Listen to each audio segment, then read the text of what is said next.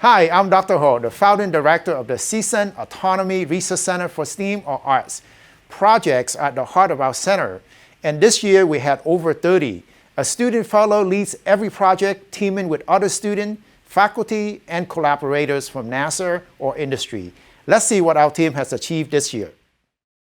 What we've been thinking about doing and have been accomplishing is really building a new culture, taking a leadership role on this campus to ask the question, can we bring multiple disciplines, the arts, the humanity, together with the STEM to help transform what we do?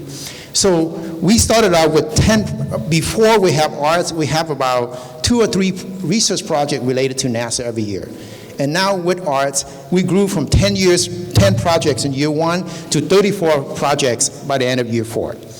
And in terms of institutional capacity, we used to have about a couple of professors working with NASA project. Now we got 10 times as many professors working with NASA, and a couple of postdocs and additional research grants. And we also expanded our research interest to include health equity and sustainability.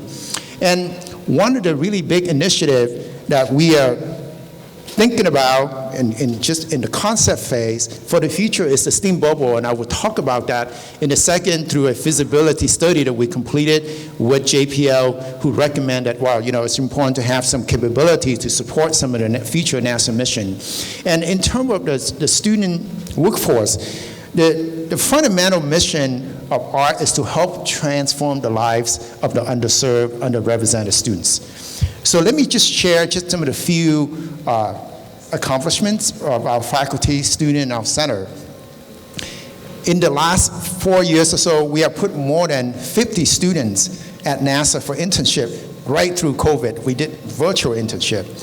And we have so many amazing firsts. For example, we have Ashley Nilo, the first student ever from the CSUN Art Department who got a NASA internship and then get a full-time job at NASA.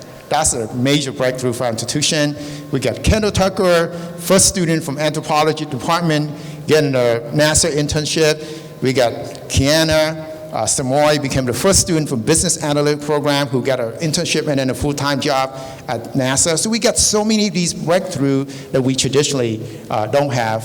And then currently we have about 160 plus students and counting more that involved in our program every year. And I think this is like almost creating a new phenomenon. You can see the passion, the commitment to what we do, and there's really a lot of that has to do with these students who really, all they need, in my view, is a chance. And as you know, this is a minority serving school, and I think that's really important that all we need to do is create an opportunity and a chance, and we have so many phenomenal students here who can really, really take it to the top. And so we owe it to them, and we owe it to all our collaborators to make this happen.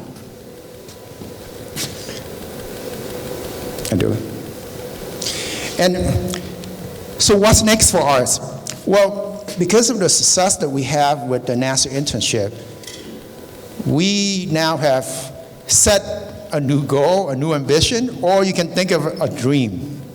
And I think all of us who have tried to dream or have a dream, this is one of our dreams, to become #1 in the nation. I think it's important to become #1 nation in something. You may have heard about CSUN just ranked as the #2 university, public university in California behind UC Berkeley by Wall Street Journal, right? So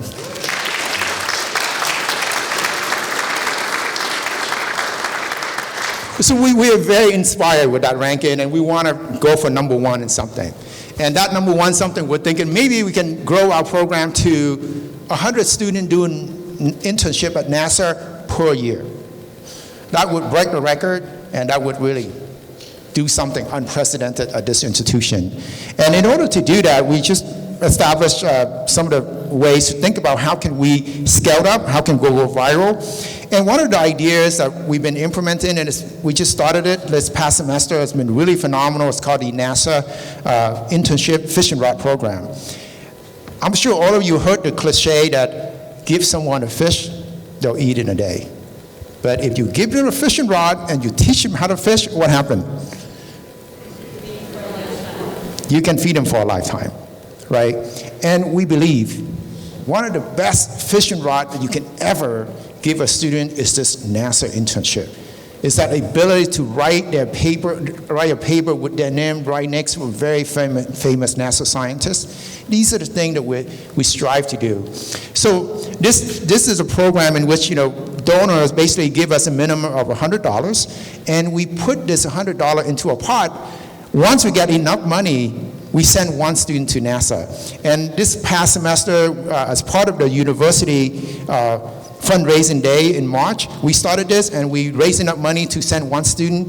You're going to meet her later today, Melissa Chow, who is working at JPL through this funding on the 3 rovers that go into the moon next year. This is really amazing.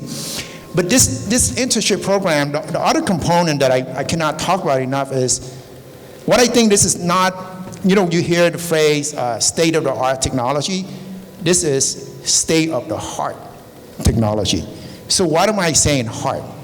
I'm saying heart because Melissa here, once she gets to NASA, she starts sharing her story. She's sharing her journey with the donors. She essentially building this, I think in my view, an emotional connection with the donors. And honestly, many of our donors have responded very positively. They are so proud of the way they responded to our call to action to help the student.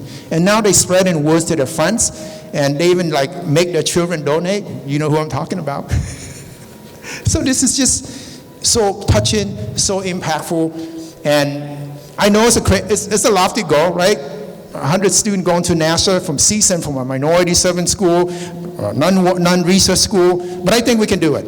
And I'm very fortunate to have the entire team and many NASA collaborators who believe we can do it. So I think we're going to do it.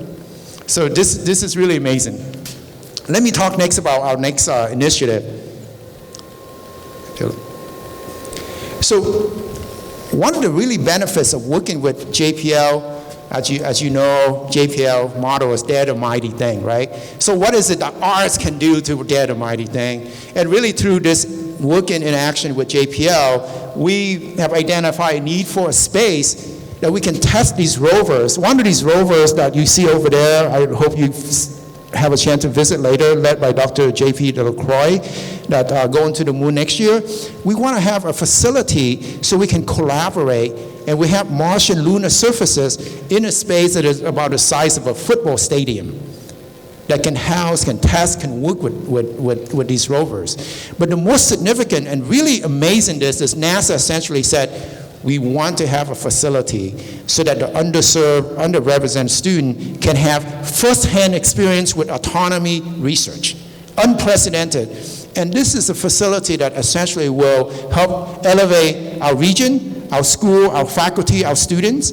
And this is something that we just completed, a phase 1 feasibility study. This is just some of the, what I say, proposed concept, because where we are in this is we're in very early stage, we're in a concept exploration phase. And in terms of timeline, we did a JPL A-team study, which is sort of like a concurrent engineering study where we have a lot of scientists help us think about what that may look like. We had focus group with faculty members, because at the end of the day, when you walk around here, what you see are faculty leaders. Our faculty members are taking lead on this project. And then we also have completed a phase 1 feasibility study in May, just basically thinking about the visioning, and we came to a number of really important conclusions that, for example, this is going to be a permanent structure about the size of a football stadium. It's going to cost probably $67 million plus or minus 25% because of all the uncertainty in the marketplace. And then, this year, this next coming year, we're going to look at some of the financial partnership, and then hopefully in 2024 we can request for the university approval, because this is just very early on, and this needs to have institutional support, so we still wait from it. But I think this is just another thing that I'm really grateful for this collaboration with JPL, to dare to think about the big thing and make it happen at this level. And cannot thank you, Larry, Mitch, and Chris, and all the JPLers who've been really phenomenal in supporting with this effort.